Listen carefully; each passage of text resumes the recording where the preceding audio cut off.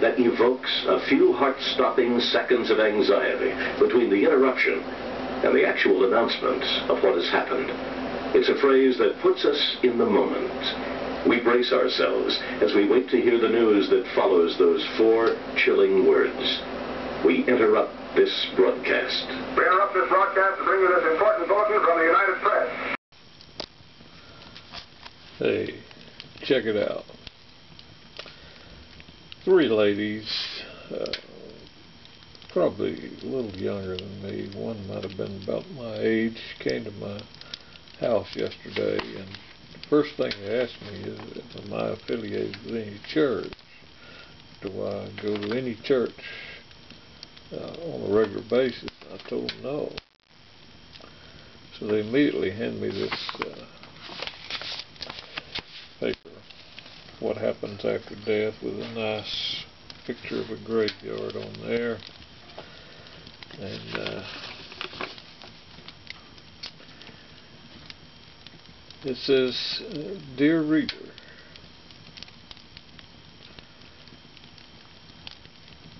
how many times have you looked into the casket, seen the face of the deceased, and listened to the following statements? He sure has suffered, but he's better off now. Or, she is at peace, never to suffer anymore. But it goes on to say, if the deceased has accepted Christ as his Lord and Savior and has been born again, these statements are correct. And here's the biggie. Here's where it starts getting under my skin. And it says, however, if the deceased died in a lost spiritual condition, his troubles have just begun. The instant his soul leaves his body, he goes directly to hell to burn forever and ever.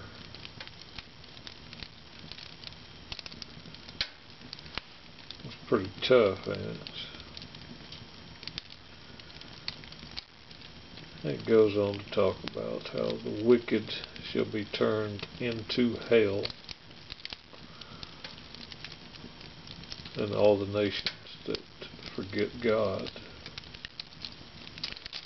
And the way I see that, they will cease to exist. The word that they would be turned into is the grave. And it talks about Lazarus and the rich man. It says, perhaps someone looked at the face of the rich man as he was prepared for his burial and remarked that he was in peace now, never to suffer anymore. How wrong their statement would have been. As they were saying beautiful words over his body, his soul was screaming from the pits of hell. Suffering does not end at death for the lost. After 10 million years of eternity, he will still be burning.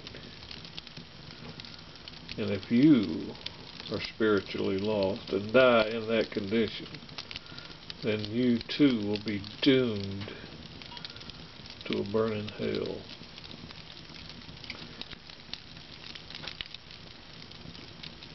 And then it gives you how you can escape this torture after death, a torture that was set up by an almighty loving God that they believe in. I believe in an almighty loving God, but not one that has set up a torture chamber to burn people for millions of years in pain, and that once you die, your suffering just begins. It says you're not promised another day on this earth. How many Christians have we heard making that threat? tomorrow might be too late. And they say now is the time to do something about your lost condition. Well, of course it is. But my lost condition, or someone's lost condition, doesn't have them on a fast track in a handbasket straight to a place to be burnt in pain and agony for millions upon millions of years.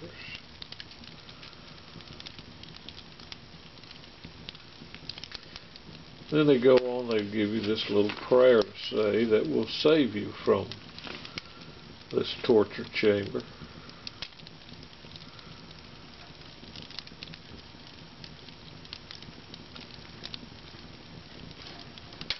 It says if you want to accept Jesus right now, say this prayer with all your heart. Dear God, I admit I am a sinner going to hell. They want you to pray that you believe in this hell they preach.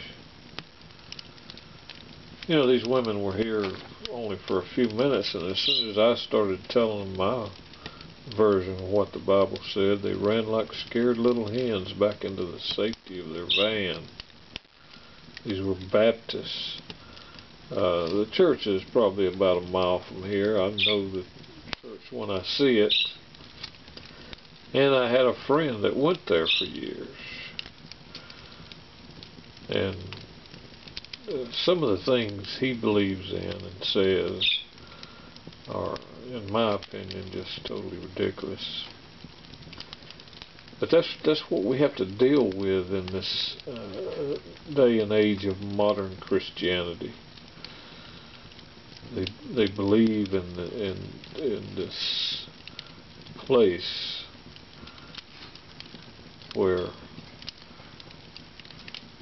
just for not buying into their belief system, you will be punished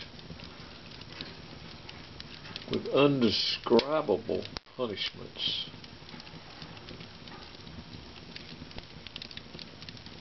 Pain, burning in a literal fire, they say, for millions and millions of years, because you don't accept their belief system.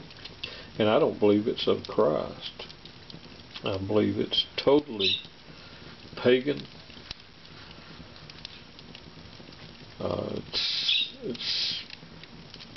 It's what Christianity has become. And it's not what I get from the story.